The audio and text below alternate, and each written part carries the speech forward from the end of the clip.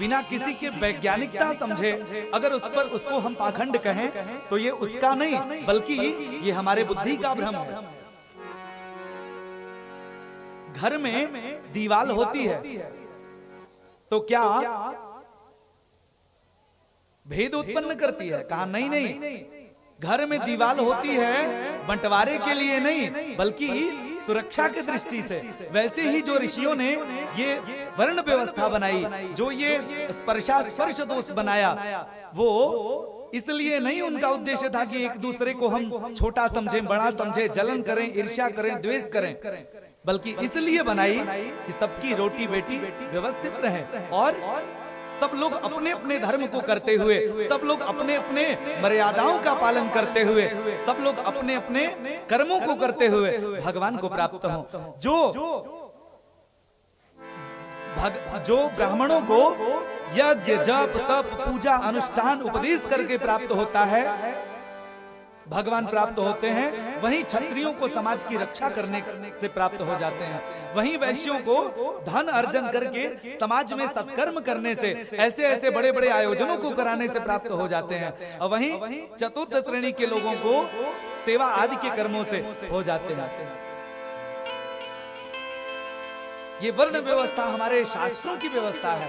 जो इसको नहीं मानेगा, मानना तो पड़ेगा, चाहे भले वैकल्पिक ही मानो, चाहे भले वैकल्पिक शिक्षक रखो, शिक्षक ही तो ब्राह्मण है, तो जो भले आप वैकल्पिक ब्राह्मण रखो, भले रक्षा के लिए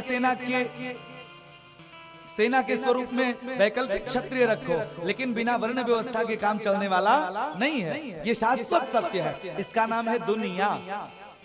अगर सब एक बराबर हो जाएं, छोड़ो ना दूर, यहीं देख लो मंच पर कोई तबला बजा रहा है, कोई बैंजो बजा रहा है, कोई पैड बजा रहा है, कोई हमारे वैदिक बंधु पारायण कर रहे हैं, कोई जप कर रहे हैं, सब अगर कथाई करने लग जाए तो क्या ये सब हो पाएगा?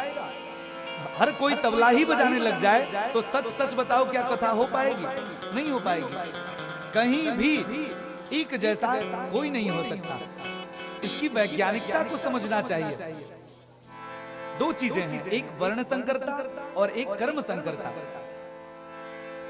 कर्म संकरता वो है जो जिसको काम करना चाहिए वो छोड़कर दूसरे का काम कर रहा है, उसको कर्म संकरता कहते हैं। वर्ण संकरता उसको कहते हैं जो मनमाना तरीके से जाति पाति धर्म वर्ण का ध्यान न रख के जो विवाह कर ले, उससे जो पुत्र उत्पन्न होता है उसको वर्ण संकरता कहते हैं।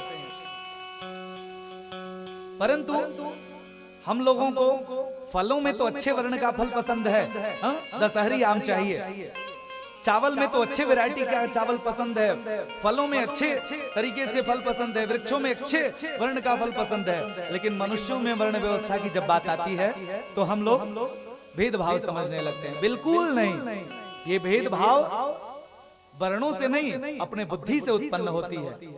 अपने बुद्धि को विशाल बनाओ, सब में दो तरीके से समझो।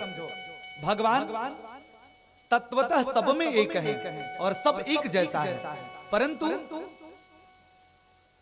अगर वास्तव में कहा जाए बाह्य रूप में, तब उसमें भेद है।